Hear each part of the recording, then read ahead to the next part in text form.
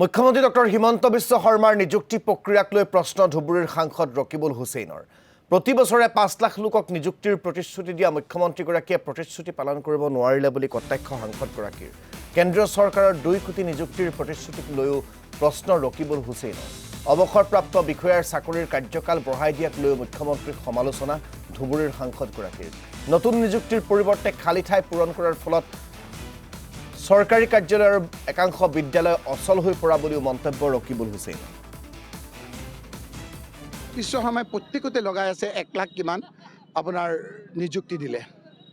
মুখ্যমন্ত্ৰী ডাঙৰীয়াক মই অনুৰোধ কৰিছোঁ যে এই যে ১,৭৫,০০০ নে কিমান দিয়া বুলি গোটেইখনে ৪৫,০০০ দিলে বুলি ক'লে, আপুনিয়ে কৈছিল ৫ লাখকৈ দিম বুলি বছৰেকত। ৫ লাখকৈ যদি বছৰেকত দিয়ে ৯ বছৰত কিমান হয় আপুনি চাওক। ২ কোটিকৈ দিম বুলি কৈছিল কেন্দ্ৰই, সেইবিলাকত আজি নিমান নিতাল। আজি মই জানিব বিচাৰিছোঁ যিখিনি আপোনাৰ খৰচ কৰিলে, সেই খৰচখিনি যে প্ৰচাৰ কৰিছে, তেওঁৰ ফটোখন লগাই এনেকৈ আঙুলিটো দিছে। আজি ১,৪৫,০০০ৰ ভিতৰত কিমান নতুন নিযুক্তি দিছে নে আগৰ নিযুক্তিখিনিকে তেওঁ নিযুক্তি দেখাইছে?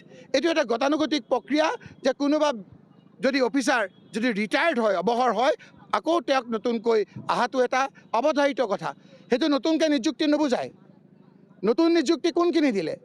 কিছুমান টেট শিক্ষকক দিছে যিসকলে ৪০,০০০ টকা পাই আছিল, এতিয়া নিয়মীয়া কৰাৰ নামত তেওঁলোকে ২৭,০০০ টকা পায়। কোনখিনিক দিলে? যদি আপুনি ক'ব পাৰে যে নতুন নিযুক্তি দিছে, তেতিয়াহ'লে আমি ক'ম আপোনালোকক নতুন নিযুক্তি কিমান দিলে।